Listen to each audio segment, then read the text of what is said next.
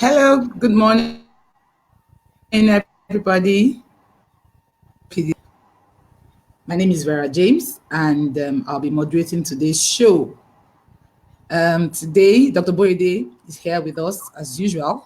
She'll be taking us through a very lovely, interesting, and timely title, which is HIV and AIDS in children. We understand that December 1st is marked for HIV and AIDS Day. So, as the pediatricians today, I've decided to take up this topic to share with our viewers. So, Dr. Boyede will be talking to us on this. I'm glad to have all of you around. Well, I'll call her in soon, but I would like you to share the videos. You're welcome. I can see some viewers already. Okay, so please share the video, invite your friends. And it's usually better for a topic like this to start with as much as we can start with. So please invite your friends, share the video on your wall, share the video on your own personal page and some other groups that allow this. You'll be happy to do that with us, and you will enjoy yourself today with us.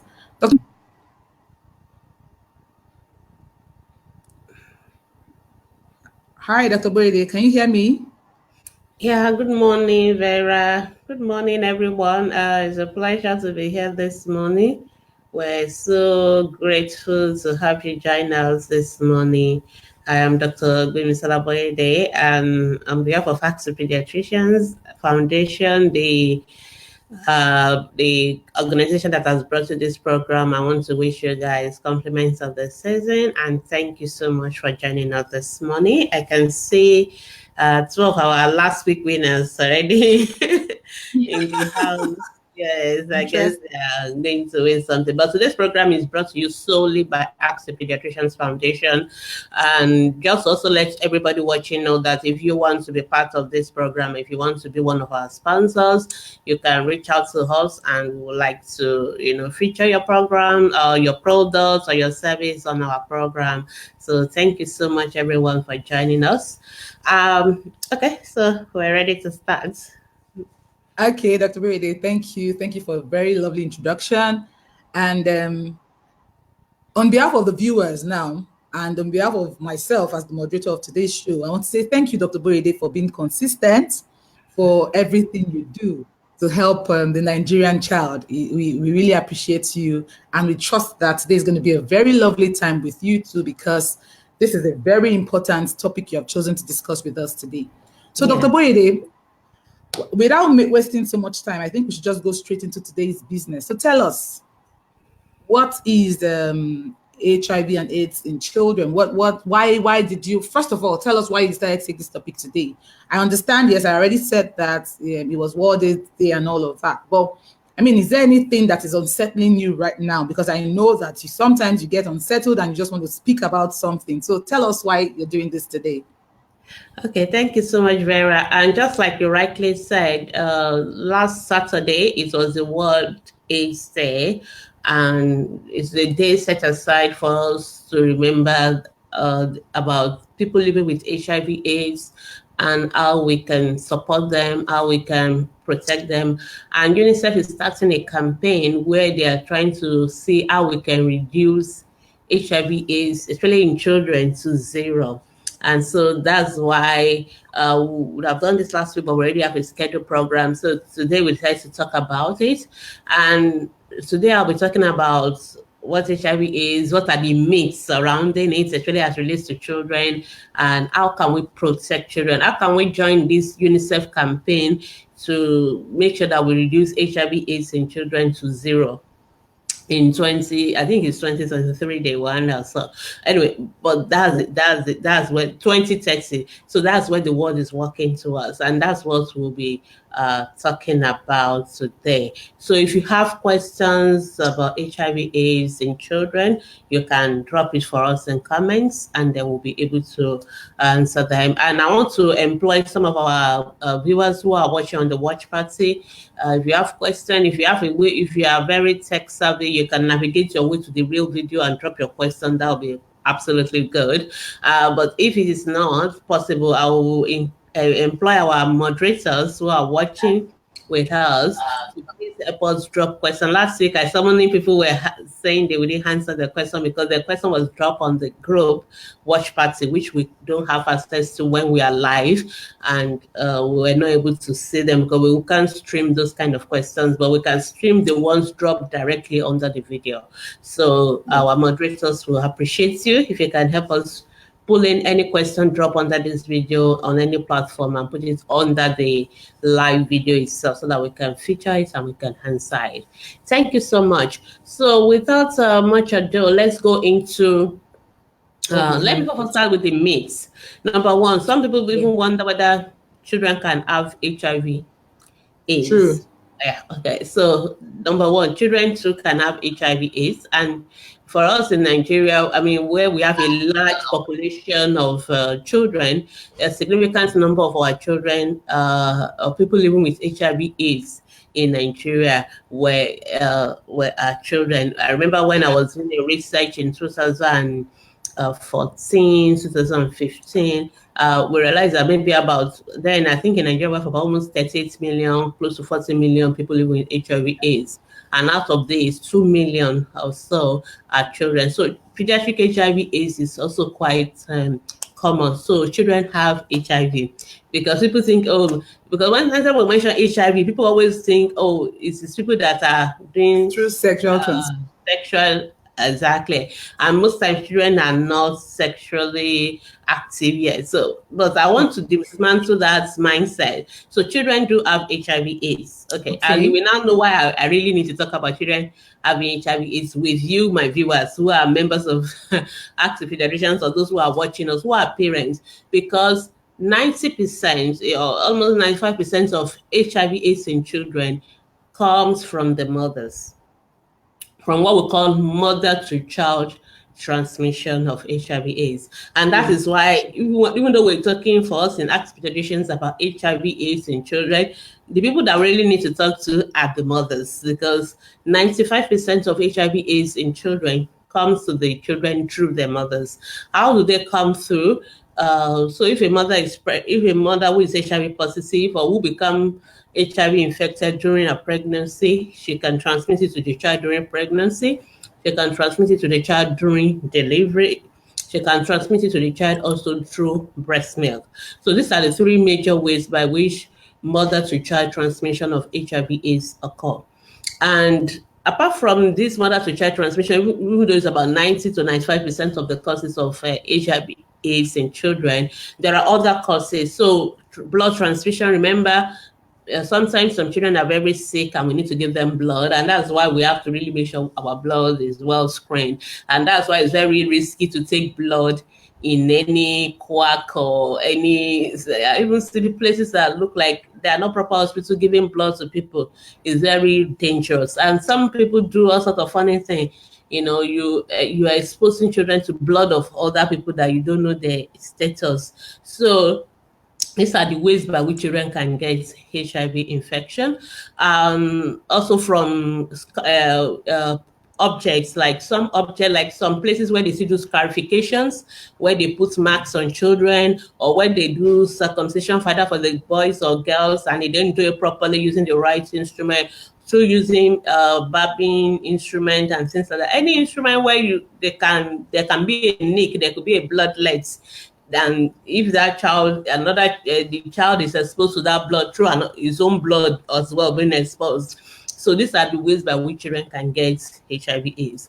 And let me quickly, while I'm still on that way of which children can get HIV, because I get a lot of loads of questions on HIV in active pediatricians. People ask, oh, my neighbor has HIV/AIDS, so can she carry my child? And she check my child, or she carry my child safe and all that. Okay, so while we're on that, let's just say that people don't get HIV/AIDS from hugging. Children are not going to get HIV/AIDS even from kissing. They are not going to get HIV/AIDS even from what other things people do with each other, from sharing toothbrushes. As long as the person doesn't have like dental caries or things that maybe the person is bleeding through the mouth, or from using your towel, or from eating in the same plates. People think that if I eat food with somebody who has HIV/AIDS, then I may likely have HIV/AIDS. So those are the various ways by which people can get Areas now. HIV.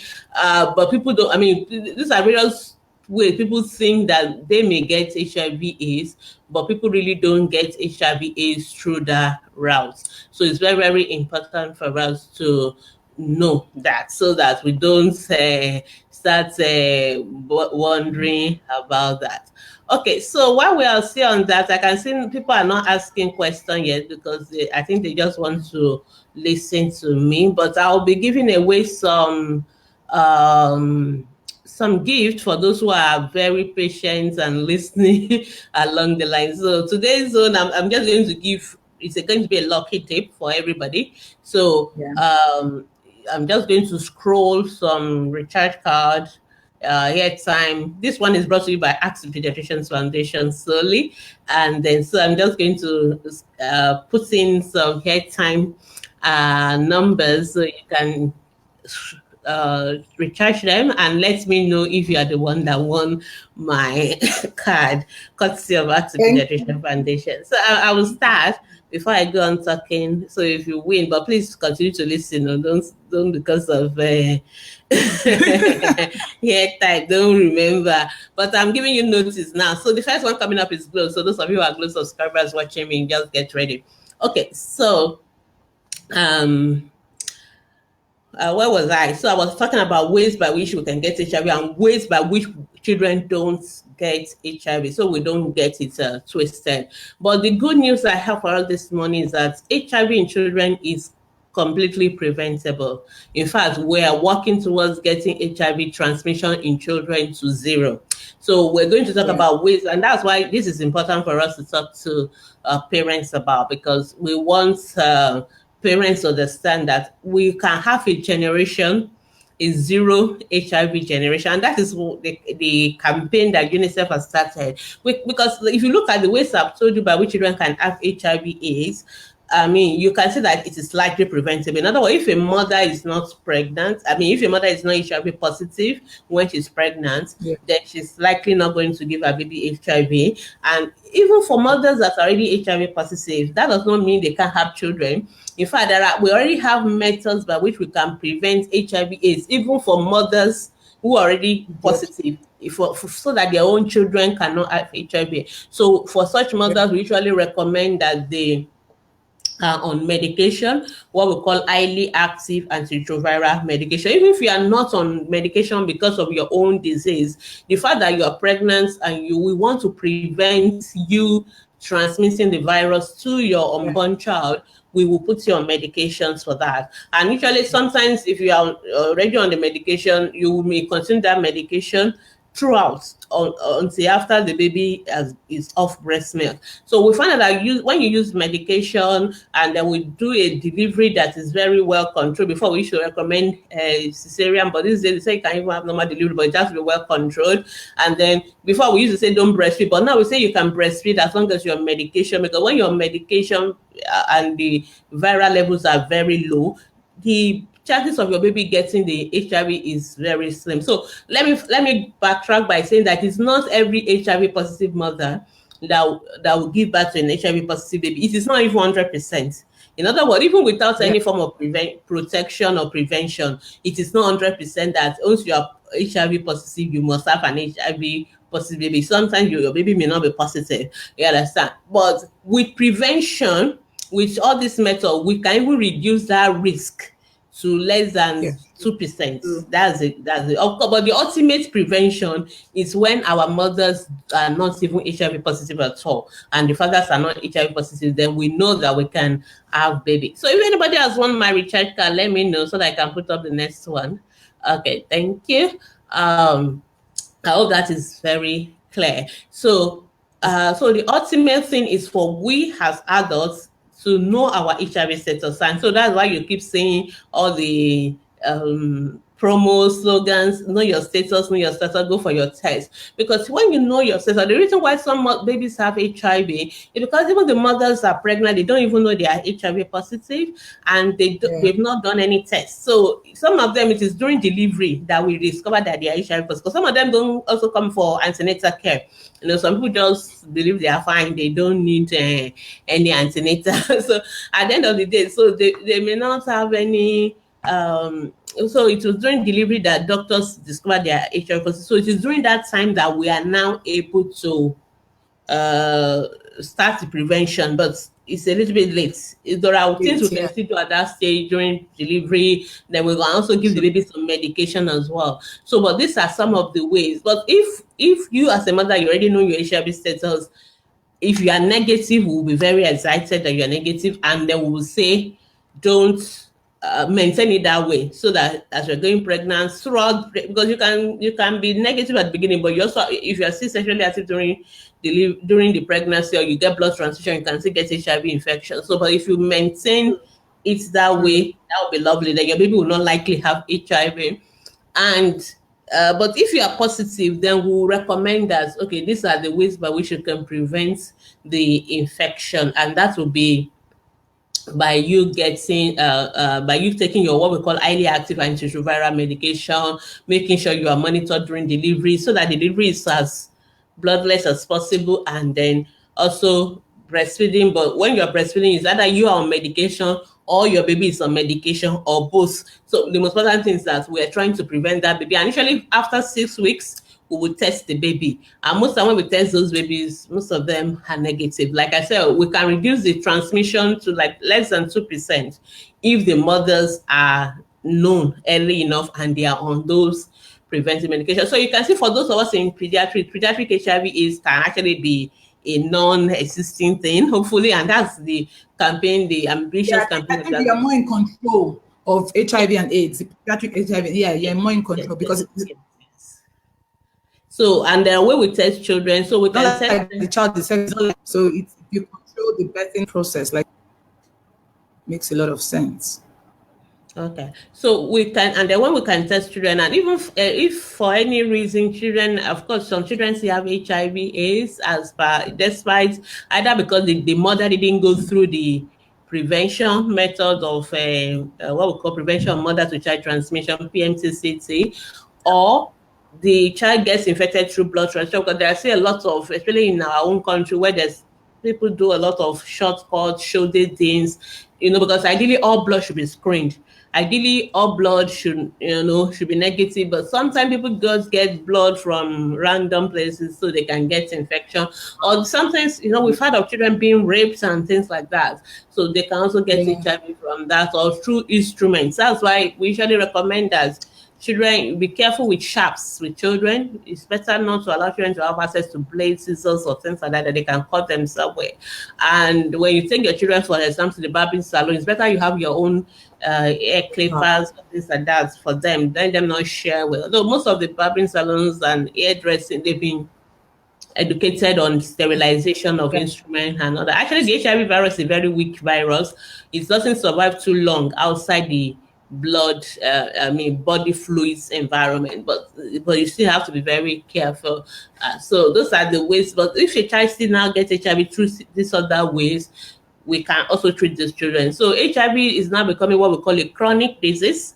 In other words, just like having diabetes or having hypertension, people can live with it for life, and but they will just have to be on their medications. And when they're on the highly active retroviral medications, they can actually live and they'll be fine. They will not be having any major problem. So the major problem with HIV is that it destroys your immune system, so your body doesn't is not able to fight common infections and things like that. So but now that with medications, the virus can be suppressed, so that even though it is not completely cured because the virus is still there, but it is suppressed, and then you can really live a relatively healthy life, And so people are working towards a cure right now, but we don't still have a cure.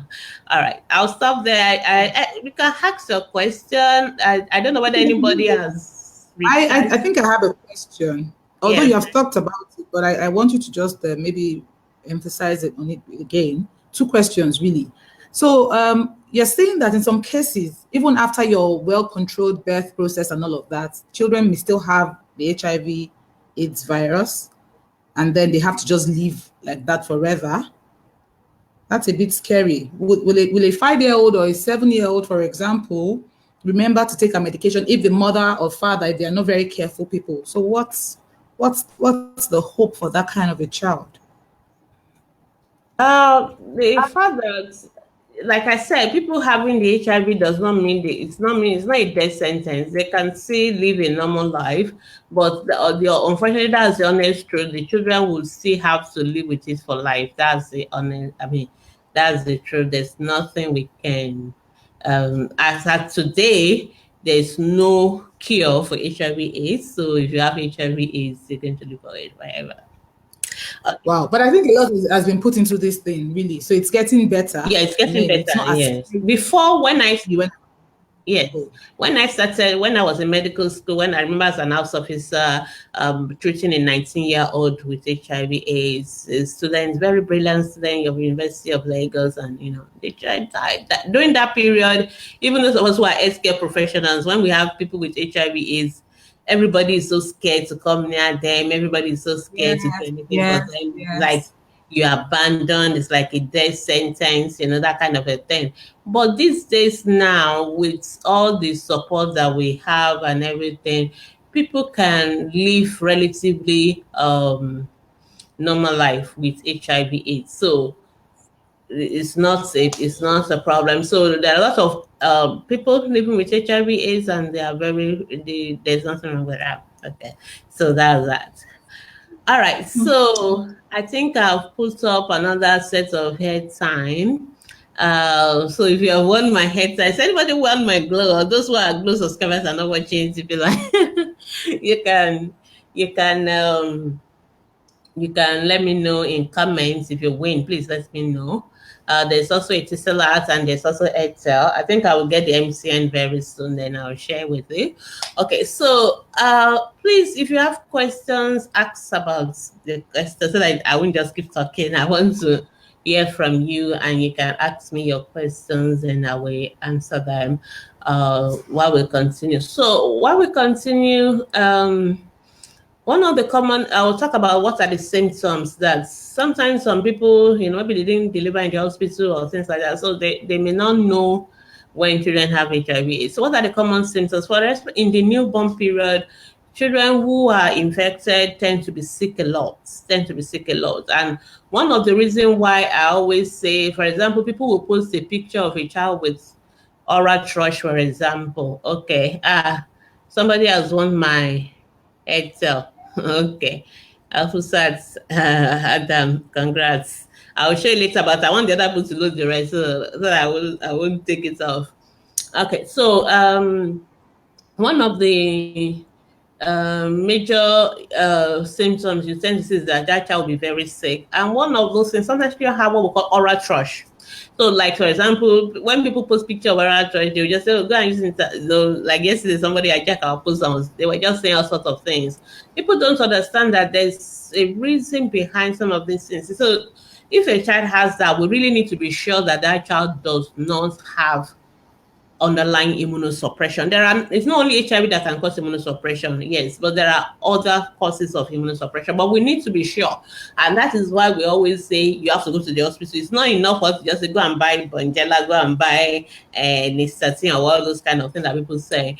But we need to know why is this child. That's more important than just treating the infection or the what is obvious to you, but to know why a child is having that. So if we see a child who is falling ill, who is having fever for like over a month, child is having fever every day, or you see a child who is having diarrhea every day for a month, or you see a child who is constantly sick, those are signs that that child needs to be investigated. And this day we even do what we call we kind of opt everybody in. Once you are coming to the hospital for everything, we ask you to do your HIV status. It's not compulsory, but we try to ask you so that we will quickly be sure. And it's important that everybody know their status.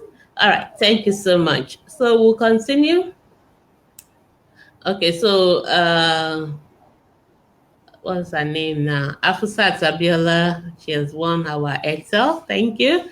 Has anybody won the Etisalat? Has anybody won um the glow? So I don't think we don't have anybody winning that one now. Okay, so our moderators, if you have questions on the ATP watch party, can you just please bring it up for us so that we can ask? So I'm going to, while we're waiting for that, I'm going to put up one MCN now, so that the MCN subscribers can also have their own part of it.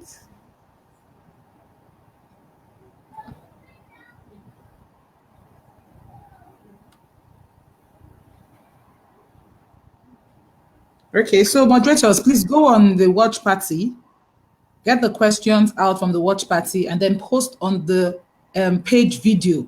You know what to do. Please quickly do that so we can have the questions move from the watch party to the video on the page.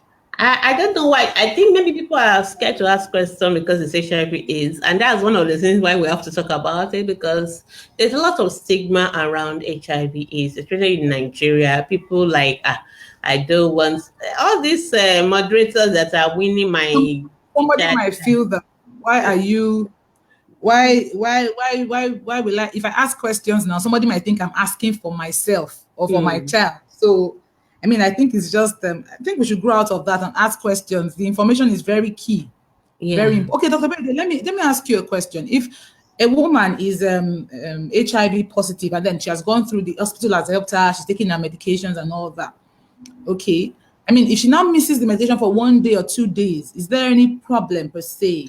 Okay, yeah. So usually the HIV drugs are not the very easiest of drugs to take, because we have what we call prevention. If you as a doctor, for example, if you get pricked, or you are an health worker, you get pricked, yes, with somebody who could likely have it. We don't even know, because HIV is not written on forehead, so you don't know who has HIV. So if you have been exposed, needle stick and all that, you really need to be careful, because they will put you on what we call medications to prevent you having HIV, pending when we know the status of the person. And most doctors who have taken it, luckily I was lucky I never had to take one throughout my career, because most of us then as health officer we end up having to take that medication because you are still very new and you make mistakes.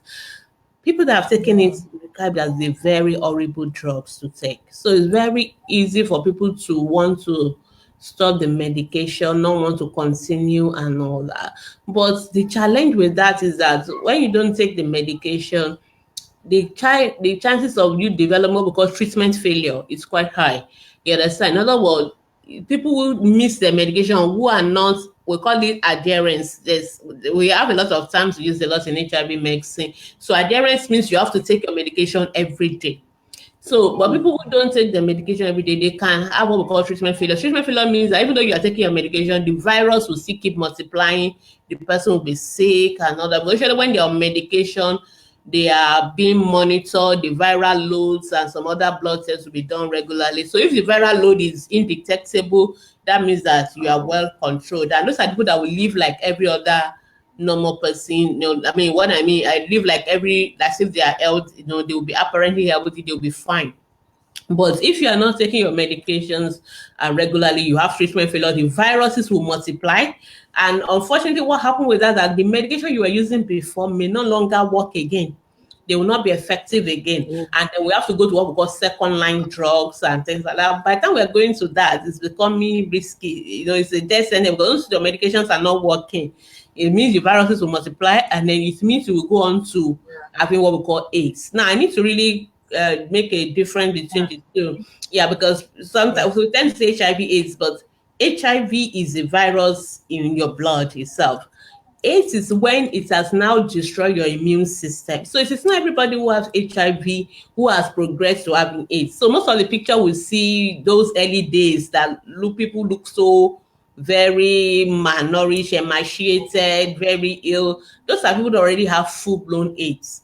But majority of people who are walking around, though they are positive, just have the infection. But it's so there are grades. You must be sick. You must have some symptoms from illnesses for us to say that you have AIDS. So, but we'll call them staging. So we have stage one, stage two, stage three, stage four. So stage three, four, and four are the real very ill people, and those are the people that really have what we call full blown AIDS. So those are some of the other things that we really need to know. So it is important that when people start their medication, they are adherent to it. So usually they have support. Their nurses are there to support them and all that. So that they don't develop treatment failure, and they don't have any issues after Yeah. that. So, okay, Khadija Sadenike has won the glow. Has anybody won the Tisalat? Let me know. Has anybody won the MCN? Let me know. Okay, I think we have a question here. Okay.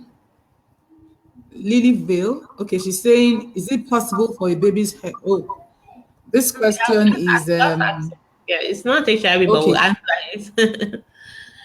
Is it possible for a baby's head to be hot, but on checking with thermometer, it shows a normal temperature of 42.5? Yes, definitely it's possible, because obviously I guess that's what happened to you. But there are two ways. It's either the baby's head is actually not hot. In other words, that's why I always tell mothers your hand is not an instrument, and that's why they invented the thermometer, because if we go by your hands alone and it's always accurate, then we don't need the thermometer. But because we always know that your hands, sometimes if you are hot and you touch somebody, you would think the other person is hot, whereas you are the one that is actually hot. So that is a possibility True. that the baby is not hot. Maybe the mother is hot or whatever, or it's just your own perception. That's one. Number two is that your thermometer could be faulty. So if, for example, a child is really very hot, everybody thinks this child is hot, and your thermometer is still low reading, then that means you need to use another instrument, because it's an instrument. It can go 40, it can so I expect you to use your judgment. You can recheck it again and all that, but most thermometers, they're very, very accurate. So if the thermometer is reading nothing, and sometimes mothers see, when babies are eating or doing some other things, they are using their brain actively, there's more blood flow to the head, so the head actually feel warm. So, but mothers always think it means the baby is having fever. No, because I always get this question: my baby said it's hot. There's Yeah. the part of your Yeah. body that feels hot determines the part of the body where blood is rushing to. But if a child really has fever, it won't be the head only that will be hot. It will be the whole body will be Yes. hot. So True. if True. you think it's only the head that is hot, though of course it can start from the head and go to the rest of the body, then most likely the child and the temperature is also not supporting fever, then most likely it is just the blood flow to the head, and there's really nothing wrong with the baby. Like if a child is sucking actively, they're using their head, the blood flow more to the head. When your baby is digesting food, blood flows more to your stomach. So if your baby's head is not odd to you, but the thermometer, you are very sure it's accurate, is saying no, then I will go with the thermometer, because I think it's more accurate than your body, than your hand rather. True. Okay. So yeah, so we still don't have questions. So people are not asking, and people that have won I think we my have one globe, my question. recharge card, talk. Has anybody won the MCN and the what's the other one? I think I've shared MCN, I've shared the Tisela. So if you have won, let me know. People on the watch party, I hope you saw the recharge card. Yes, they will have seen it, so you will have You would won. have seen it. Okay, so I was talking about, I've made a difference between HIV and AIDS, and I've talked about the symptoms. Let me just say there's treatment for HIV/AIDS. We have pediatric, we have drugs, and these drugs luckily are free. Especially for children, they are free. So if your child has HIV, it's free. Another condition that tends to occur like a twin brother or twin sister, if you like, of HIV is tuberculosis. So anybody who has tuberculosis must be tested for HIV/AIDS, and anybody who has HIV/AIDS must be routinely also checked for TB. And luckily, these drugs for both conditions are available free in the government hospital. So, and please, for those of us who are here listening, know your status, but please don't stigmatize those who have HIV. I guess maybe that's why we're not having a lot of questions, because it is like last week when we were talking about dietary stuff and all that in children, we were struggling to keep up with the number of questions that we're having. But you can see now Yeah. everybody's really quiet, because I think people don't want to ask questions, but that's fine. You can send us your message on email. You can send us your message, via our email. You can send us your message online on our group, but you can um, yeah, okay. I think it's better you email it to us so that it will keep your anonymity and all that. So, because somebody has asked us a question about HIV recently, and she was asking that the child has changed medication, and that's one thing with children. Children, for the younger children below 5, 7, it's very easy for them to be adherent to their medication because the parents give them the medication and they take them. But as the children grow older and they are now teenagers, it's become more difficult because the children they begin to ask themselves, why why am I the only one taking medication? So you have to do a lot about disclosure. That's another aspect of it entirely. Disclosing to the children. Do you have to tell them? Do you not tell them? I will answer Yes. that. But somebody is asking a question here. Okay. Okay. Morning. Aisha Umar Babati. She's saying, morning, ma. Some mothers are positive and yet they breastfeed who? Maybe she's asking why. So Why? she's just joining in. Yeah, you're welcome. I Yes. will answer. Okay, so okay, let me leave the question so that people will know what I'm answering. Okay, she meant why. Okay, yeah, she said she meant why. Why? Okay, so Aisha, thank you for your question. Thank you for joining us this morning. Like I said, when we first started this HIV journey, like how many years ago now? Is it up to 30 years ago now? Initially, we will say no breastfeeding, no normal delivery through CS and all that. But now we've learned a lot. We've done a lot more researches. We know so much. We actually found out that babies that are not breastfed, they die more, not from the HIV. No, the HIV is not what is killing them. They die from diarrhea. They die from all the problems of bottle feeding. And we in that pediatrician, we always talk about breastfeeding. People did research for years and they found that these babies were dying. It's not even the HIV that end up killing. Most of those babies did not even have HIV because we tried to prevent the HIV. So they didn't have HIV, but they were still dying from the problem, from diarrhea, from unsafe Other. water and all that. Because our problems are not just about the HIV, the water. There are things that kill people before HIV will kill them. I'm telling you. Especially in Nigeria, you'll be surprised that most of our children's deaths are not HIV deaths. Most of our children are still dying from malaria, from pneumonia, from diarrhea. Those are things that are killing the children. Only very few of them die from HIV/AIDS. Very few indeed. So they now did research. They now found out that it's not just the HIV. It is the breastfeeding that those babies are missing. And we found out that if a mother is on medication, a viral load can be so low, so undetectable even by the machine, that she will Yeah. not pass on the virus to her baby. So they've now found out that if a mother is on medication, highly active antiretroviral drugs, and she breastfeed, her baby's chances of survival is better than if she's doing what we call substitute Bottle. feeding, no, exclusively bottle feeding, no formula feeding, no breastfeeding. And that is why the WHO recommendation changes, and they now say breastfeed your baby but take medications. In fact, you start taking the medication from pregnancy, you continue, and you must continue the medication as long as baby is on breast milk. So you have two options. You can breastfeed exclusively for 6 months and stop breastfeeding completely, and then just change your baby to complementary food and all that. Alternatively, you can just keep breastfeeding, but you have to keep taking your medication. So that is what is recommended. So these days we don't recommend anymore that don't breastfeed like we used to do that before, but we have stopped Yeah. now. So what is recommended now is for people, for mothers to actually breastfeed their children. I hope that is very clear, Aisha. So it is good. So we recommend exclusive breastfeeding. We Yeah. got that, Aisha. She's saying, I mean, why? We got that.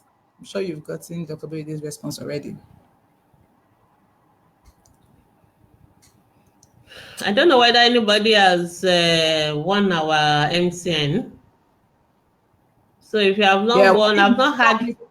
Glow and one Etel, I guess. One Glow and one Yeah, Etel. one So we Airtel, have one Glow. So I've not had from the Etisalat and the Etisalat's 4 more. subscribers and the MCN. So I'll post the MCN all over again, and then I will ask you to let me know if you want it. Okay. Okay, I think I need to refresh. Just a minute.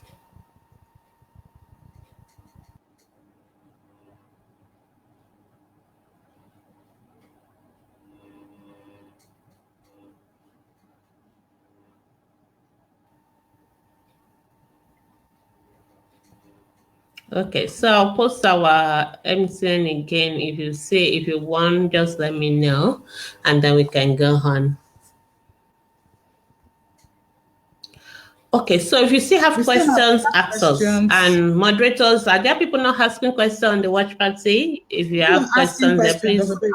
Okay, so maybe I'll just go there and take the questions from there. Okay, I thought I saw moderators there, but they seem to be more interested in telling me they won my recharge cards. Okay, so somebody has won the MCN. Okay, Okay, Michael Olugbengashile. Okay, I got the MCN. all Correct. I right. have two MCN, oh, so there's another one. So uh, if you have won the second one, let me know as well. We have very limited time. Don't start asking your question when it's time to go home. Oh. Ask your question now. That's what I've just seen now.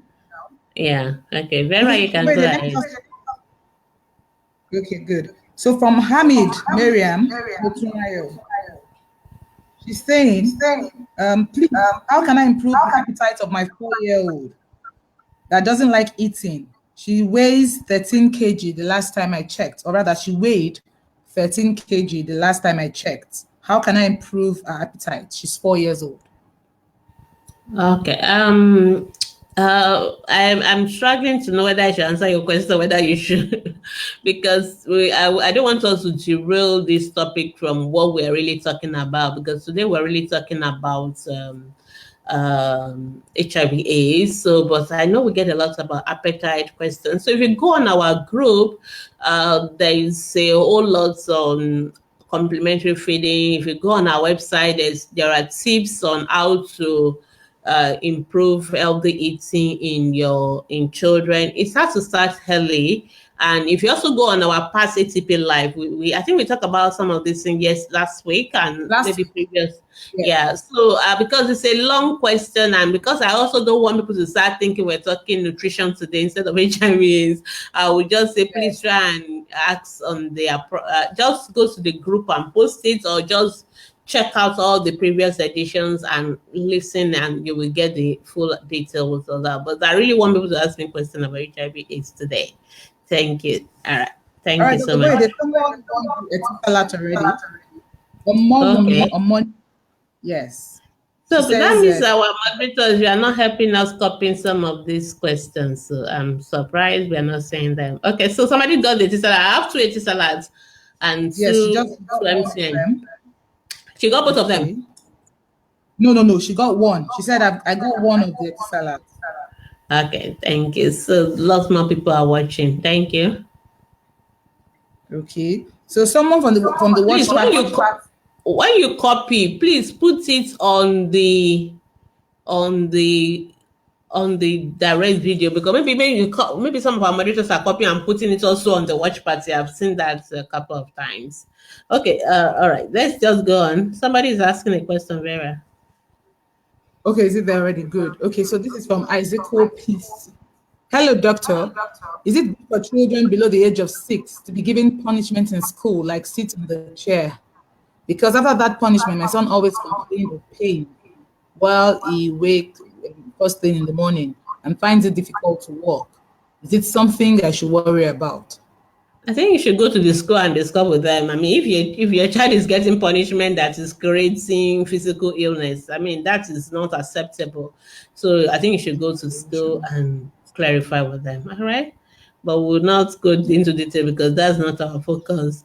People are not asking us questions about HIV, so they're only Yeah. asking us about breastfeeding and Someone all says we should that. talk about hepatitis B, and someone else says we should talk about conjunctivitis. We'll take in that for our next year's planning. We will be ATP will go off on the 23rd or the 24th of December.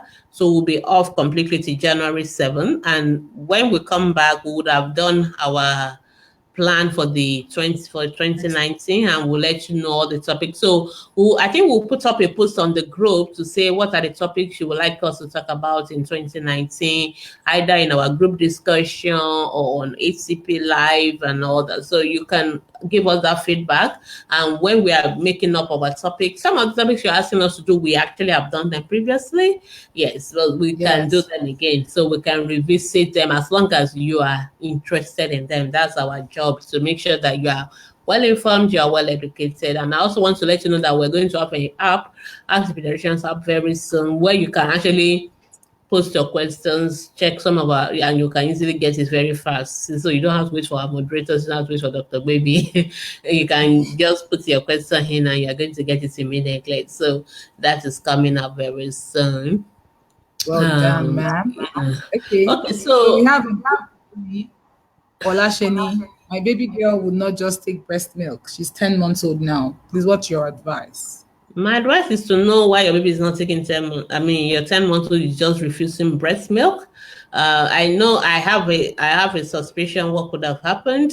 Usually, most of the time, because when you start your baby's on complementary feeding, you stop breastfeeding. You don't breastfeed for so long. Maybe you go to work and then they just breastfeed. After a while, the child doesn't even recognize they need to breastfeed anymore. So they just want to go for Okay. something else. So, but if you make out more time to breastfeed, or you can express the breast milk and let them give it as well. So it's fine. But your baby still need breast milk. Trust me, your baby still need breast milk, and we recommend that you breastfeed up to 2 years. I don't want to keep okay, but I guess I have no choice. Okay, Okay, I think Dr. I've Bode. answered this one. Well, you've answered Um, that. Dr. Bode, it's almost okay. Let's see what Foluke I think okay, Sonmi this is the last Olawu one. After that, we'll just because people are not asking me about the topic of the day. says, is it good to always give children, e.g., yogurt, Capri Sun with biscuits daily in their lunch pack It's not to good. school? You can give yogurt. Yogurt is good, but the other ones are not okay. You can give fruits as alternatives. That's what we recommend. That's what we recommend. All Okay, right. Dr. Boride, we're Yeah. rounding off Well, soon, but you time need is to go up. back to there was something you wanted to talk about. How do you tell it a 5 year old, an 8 year old, a 10 year old that you're actually positive? You were going to tell us about that. Okay, so we recommend for parents to start doing the um, what we call disclosure. We usually call it disclosure. Um, Disclosure means letting children know that they are HIV positive.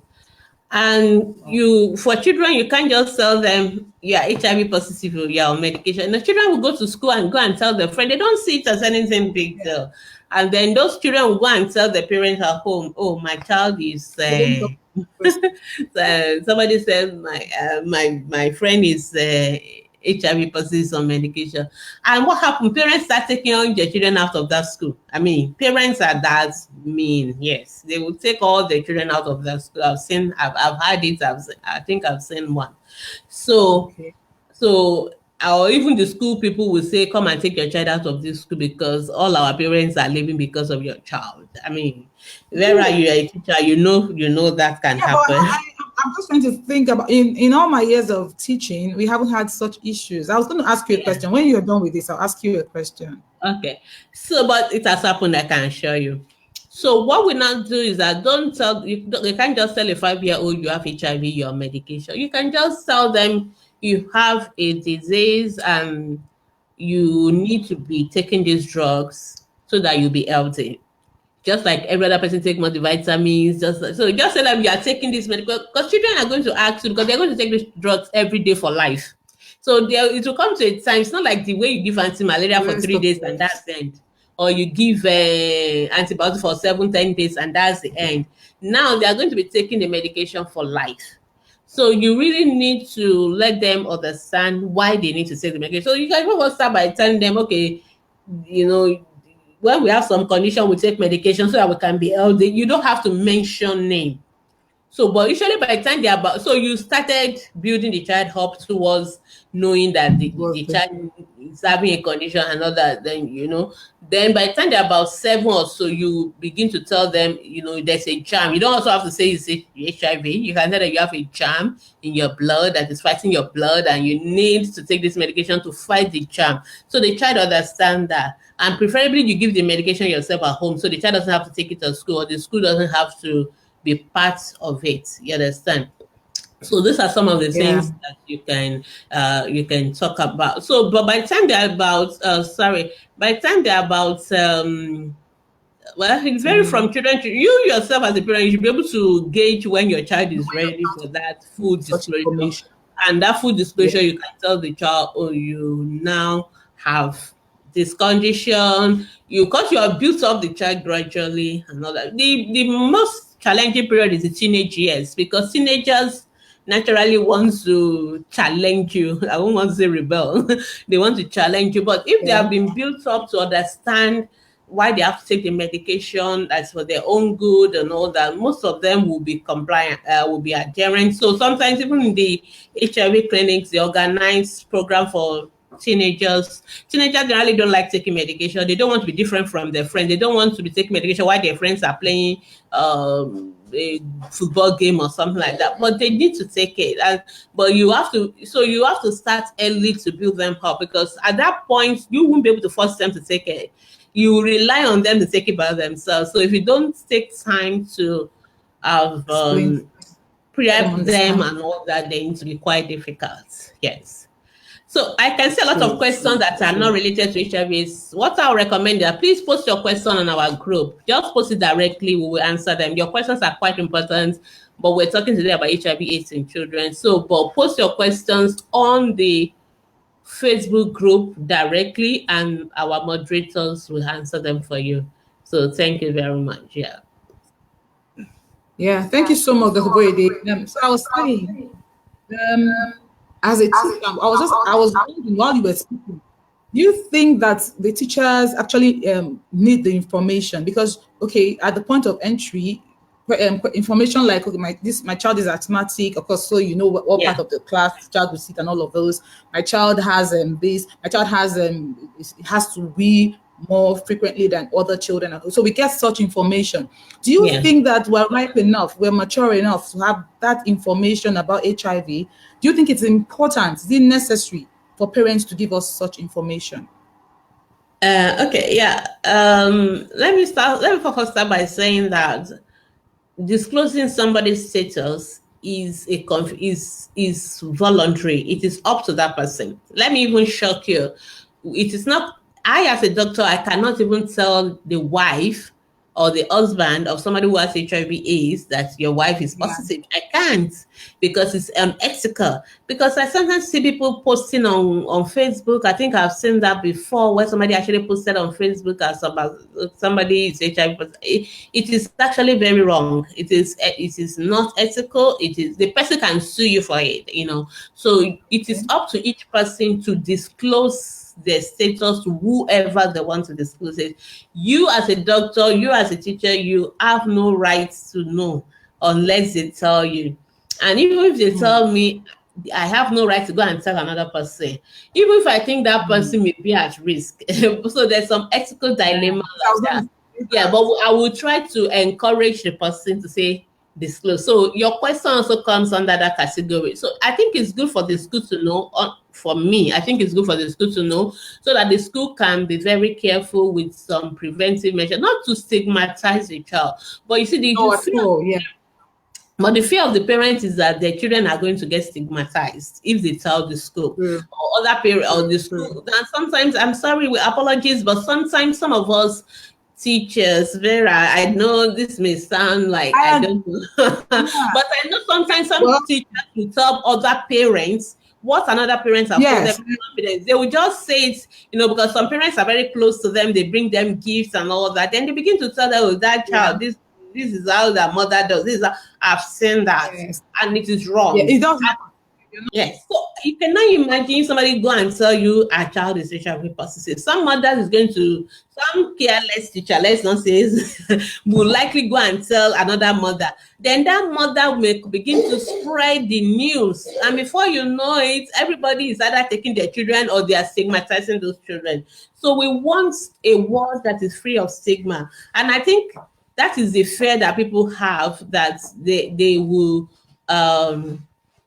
they will likely not be, their children will likely be stigmatized, and that's why they don't want to talk about HIV. Yeah, Vera, welcome back. So that is the thank most you. important thing. Yeah. So Yeah. we don't, if a child is healthy, the child is fine, well, it is up to the parents to disclose to you. But if they don't want to disclose to you, I'm sorry, you can't force that information out of them. And That's true. I and I completely don't think agree. there's a It's quite law that, balanced. you said? I said it's balanced. What you've just said is quite balanced. I mean, Yeah. if the There's teachers no are not law that trying also to, said people must disclose their status. But there's a law that say yeah, you must not deliberately put other people in place of harm. In other words, so if you know you're HIV positive, you can't go sleeping with okay, people without letting them know okay, that you're HIV positive, so that you know, because that is, you want to infect them.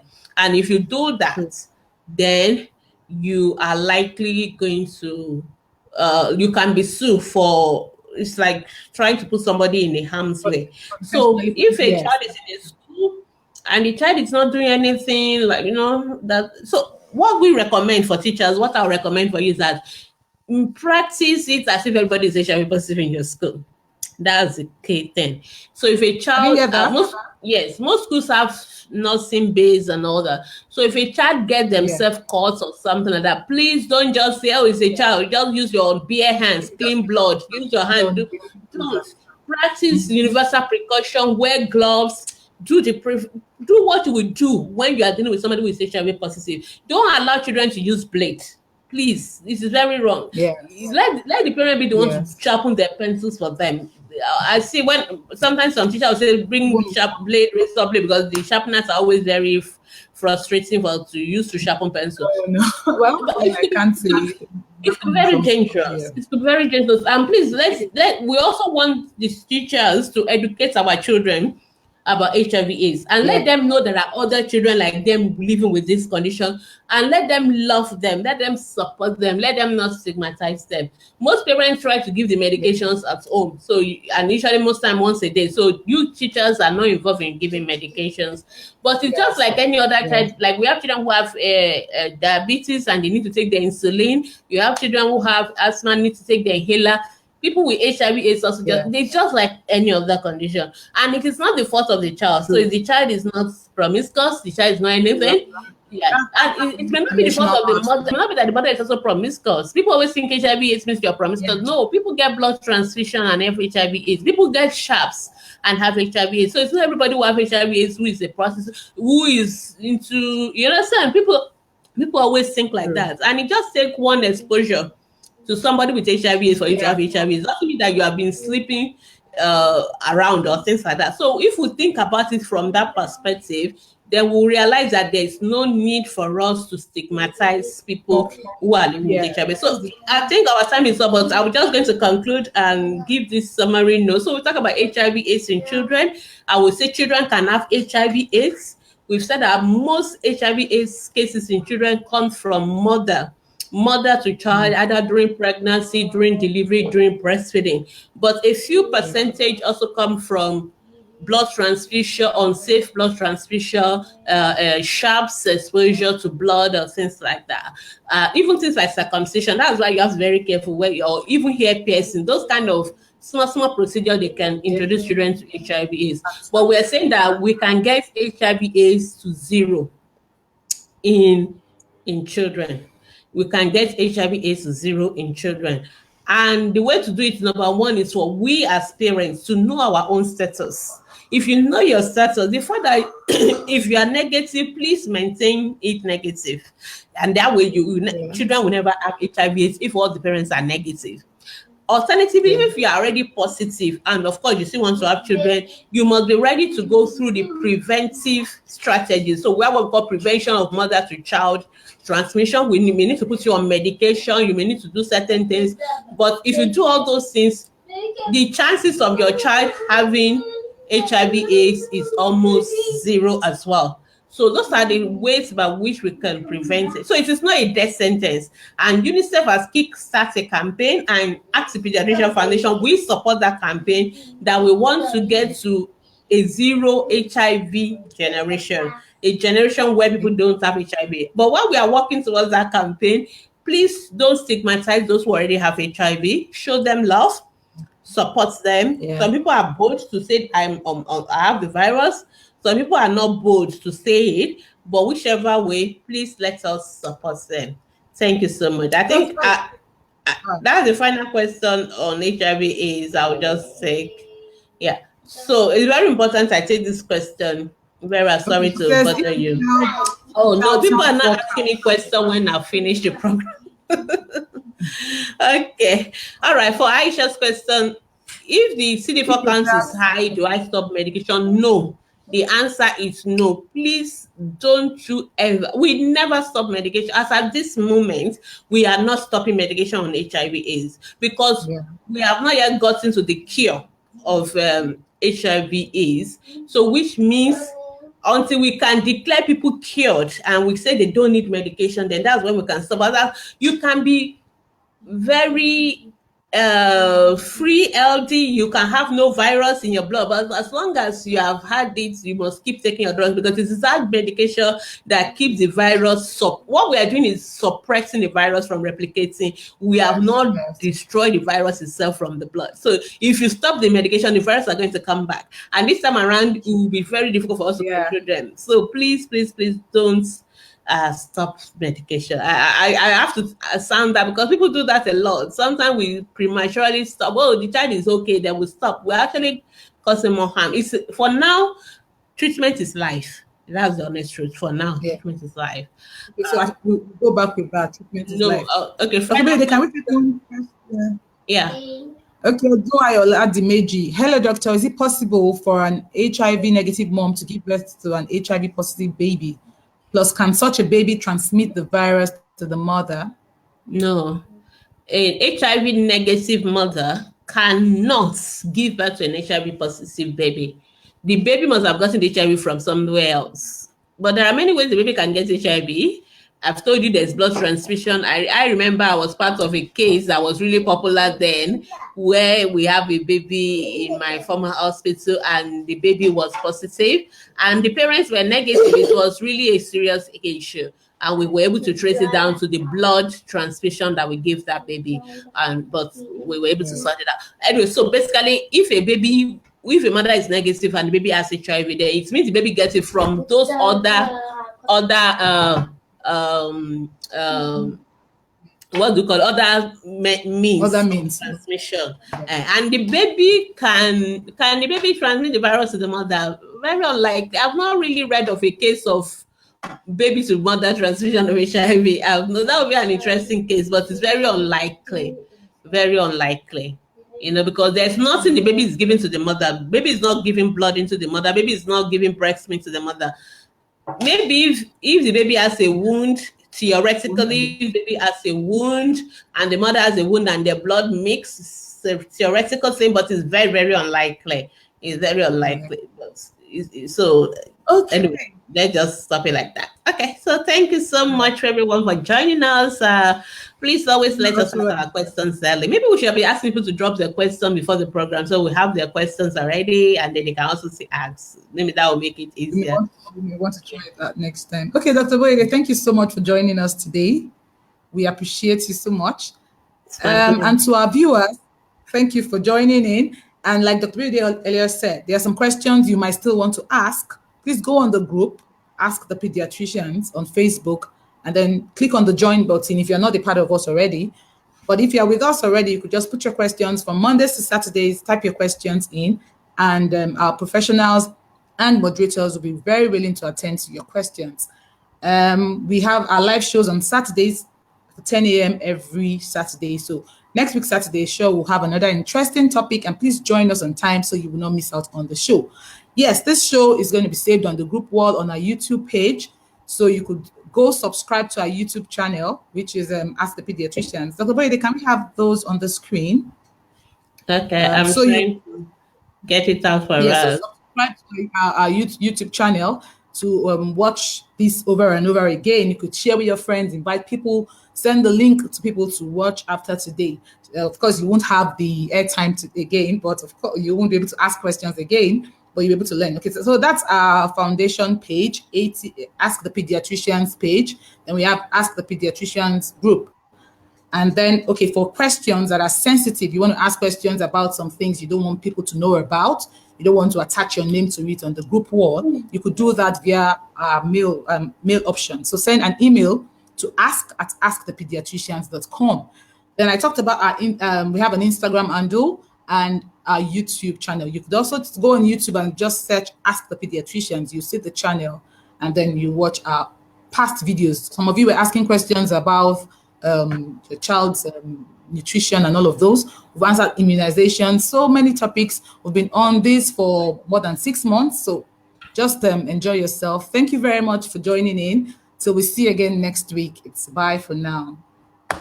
Bye. Thank you so much for joining us, and thank you. And on behalf of Ask the Pediatrician Foundation, we wish you compliments of the season. And if you want to support us, please get in touch. There are many ways to support Ask Pediatricians, and beyond what we do online, we also do a lot of things offline, and we will appreciate your support. Okay, thank you, everyone. Bye. Have a wonderful weekend.